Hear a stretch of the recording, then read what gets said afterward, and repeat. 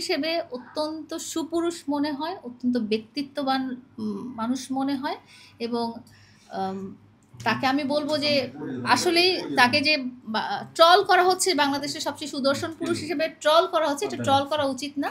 উনি সামনাসামনি অনেক সুদর্শন একজন পুরুষ এবং অনেক সাহসী একজন পুরুষ। সত্যি পুরুষ? অবশ্যই। অনেকে ওনাকে নিয়ে প্রশ্ন করে যে উনি আসলে পুরুষ কিনা, এই ব্যাপারে আপনি কি বলতে চান? এটা আমি যাচাই বাছাই করার তো কেউ না। মেডিকেল টার্মে উনি পুরুষ না মহিলা বা আমি পুরুষ না মহিলা সেটাও কিন্তু যাচাই বাছাই করার কোনো সুযোগ আমাদের বা দর্শকদের নেই। পুরুষ যদি না হতেন আপনার পাশে মামুন এতদিন থাকতো না, যদি পুরুষ হতেন। তো অ্যাডলফ ভাইয়ের ক্ষেত্রে আমি যেহেতু অনেক বছর থেকে তাকে চিনি, আমার কাছে উনি আমার ভাই এবং খুব মানে স্টাইলের দিক দিয়ে একজন আইকন। আমি খুব পছন্দ করি তাকে। আচ্ছা, আপনার একটু অন্য প্রসঙ্গে যাই। আপু আজকে সুন্দর একটা ড্রেস পরেছে, গতকালকের একটা ভিডিও ভাইরাল হয়েছে, আপনার প্রায় 1 লক্ষ টাকা দাম। তো আজকে আপনার এই ড্রেসটার দাম আসলে কত? আমি জানতে পেরেছি এটা কোটি টাকার উপরে। আমার পুরো পা থেকে মাথা পর্যন্ত পুরো কোটি টাকার উপরে গেটা। আসলে সত্যি? সেটাই আমি জানতে পেরেছি। মানে আপনি কিভাবে জানতে পেরেছেন? এটা আমি যেখানে ব্রাইডাল শুটে এসেছি, এই ড্রেস গহনাগাটি এবং মেকওভার যারা দিয়েছেন তাদের কাছ থেকে আমি এটা জানতে পেরেছি। আচ্ছা, আপনার কাছে যে ড্রেসটা পরেছেন, অনেক গহনা পরেছেন, ড্রেস সব মিলে মোটামুটি এর ভিতরে কোন মানে গহনাটা আপনার কাছে স্পেসিফিক মনে হয়েছে অনেক দামি? পুরোটাই।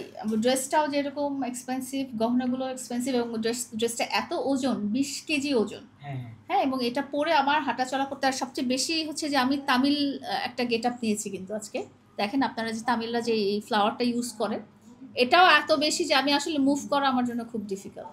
আচ্ছা, আপনি লাইলা, আপনি যে এই যে এত সাজুগুজু করেন, আপনার কি এই বয়সটা এখন আছে? এখন তো একটু আল্লাহ বিল্লাহ করা উচিত, আপনার নামাজ কালাম পড়া উচিত। আচ্ছা, সবচেয়ে মজার ব্যাপার হচ্ছে আল্লাহ বিল্লাহর জায়গাটা আমি আমার পার্সোনাল ক্ষেত্রে ঠিকই রেখেছি, বিকজ আমি খুবই আল্লাহতে বিশ্বাস করি, ধর্মে বিশ্বাস করি এবং আমি আমার ধর্মটা আমি পালন করি, সেটা আমি আলাদা রেখেছি, সেটা সোশ্যাল মিডিয়াতে প্রকাশ করার মতো কিছু। আপনি যে ড্রেসটা পরেছেন 1 কোটি টাকা দাম, বাংলাদেশে আজ পর্যন্ত কোন নায়িকা, ব্র্যান্ড প্রমোটার থেকে শুরু করে কাউকে দেখি নেই 1 কোটি টাকার একটা ড্রেস আপ বা একটা গহনা সহ আপনি পরেছেন, কাউকে দেখি নাই। আসলে এই যে 1 কোটি টাকার ড্রেস আপ পরে আপনার অনুভূতিটা কেমন? অনুভূতি তো নিজেকে খুব এক্সপেন্সিভ মনে হচ্ছে যে একটুখানি গেলেই ছিনতাই করে ধরে ফেলবে, তো নড়াচড়া করা যাবে না। আগে কি কখনো এই 1 কোটি টাকার গহনা? না না, আমার গায়ে ফোসকা পড়ে যাবে, একটু পরে দেখবেন যে ফোসকা পড়ে গেছে। আমি জামা কাপড় পরি 300, 350, 400, 500, এর চেয়ে বেশি দামি কোনো কাপড়ই পরি না। আমি আপনার একটা ইন্টারভিউ নিয়েছিলাম, আপনি বিদেশ থেকে জামা নিয়ে আসছিলেন, সেগুলো ওই দেশের তুলনায় কম দামি, কখনোই এক্সপেন্সিভ। আচ্ছা লাইলা, আপনি যে ড্রেসটা পরেছেন এটার দামটা কত, একটু যদি দর্শকদের উদ্দেশ্যে বলতেন। আমি জানতে পেরেছি এই ড্রেসটা এবং মেকওভার এবং জুয়েলারি সবকিছুই কোটি টাকার উপরে।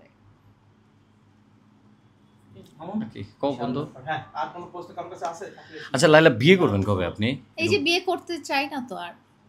আপনি আর কত ছেলের জীবন ধ্বংস করবেন বলেন তো? এই যে পাশে যে ছেলেটা বসে আছে, এই ছেলের জীবন তো আপনি ধ্বংস করে দিবেন। এই ছেলে আপনি তো বুঝতে পারবেন না, এটা কিন্তু মামুনও বুঝতে পারে নাই, কিন্তু পরে কিন্তু মামুন বলছে যে আমার জীবন ধ্বংস করে দিছে। আপনি কতগুলো ছেলের জীবন ধ্বংস করবেন?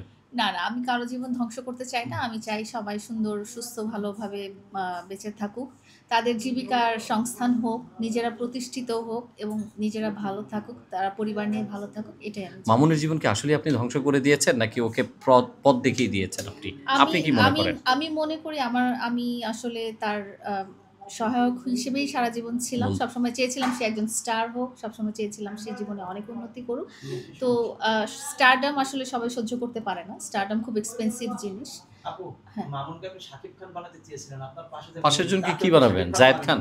আমার পাশে যিনি আছেন, এটা আমি কিছু বানাতে চাই না। উনি নিজের প্রচেষ্টাতেই উনি এত দূরে এসেছেন, উনি নিজের প্রচেষ্টাতেই ওনার যেখানে যাওয়ার ইচ্ছা, কারণ ওনার সাথে তো আমার ব্যক্তিগত ওই সম্পর্কটা নাই। যদি শাকিব খান হতে চায়, আপনি কি হেল্প করবেন তাকে?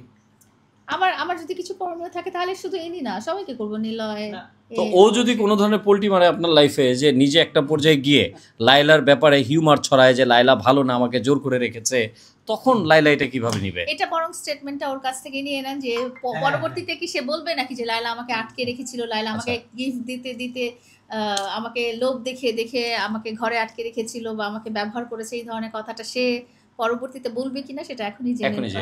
প্রেমে কি আছে ভাই আমারটা? আচ্ছা, লাইলা কি আপনাকে কোনো ধরনের ব্ল্যাকমেল করে বা আপনাকে কোনো ধরনের প্রলোভন দেখিয়ে কি লাইলার পাশে রেখেছে?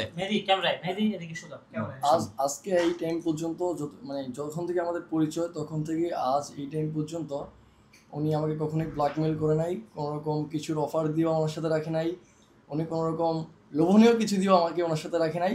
বরঞ্চ আমরা দুজন একসাথে কাজ করছি, আমাদের মিডিয়ার কাজের জন্যই একসাথে শুটিং করছি, এটা আমাদের কাজের পারপাসে।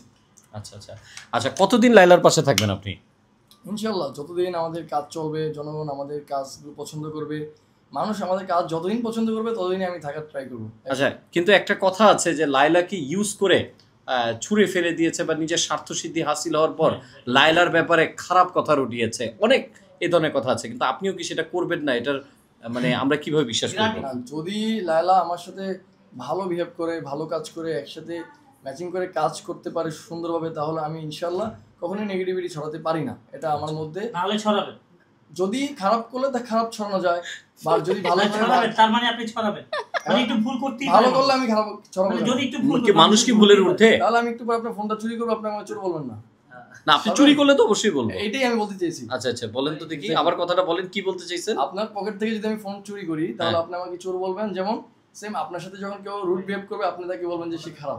লাইলা, আপনার বিহেভ তো মাঝে মধ্যে খারাপ হয়ে যায়, আপনি নিজে বলেছেন অল্পতেই রেগে যান, আপনাকে ও খারাপ বলবে একটু রাগলেই, তাহলে কি ওর পাশে রাখবেন?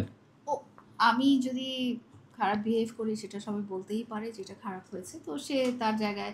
আমি বাক স্বাধীনতায় খুব বিশ্বাস করি। যদি ব্যক্তি মারধর করে স্বাধীনতায় আবার? বিশ্বাস করি। না না না, সেই সুযোগ সাহস। সেই আচ্ছা, কাজ আমি করে এটা বাঁচতে আমি যাবো করছি। না। মানে আমি তাকে মারধর কেন করবো? ক্যামেরায় তাকাও, ক্যামেরায়। তাকে মারধর কেন করবো অযথা?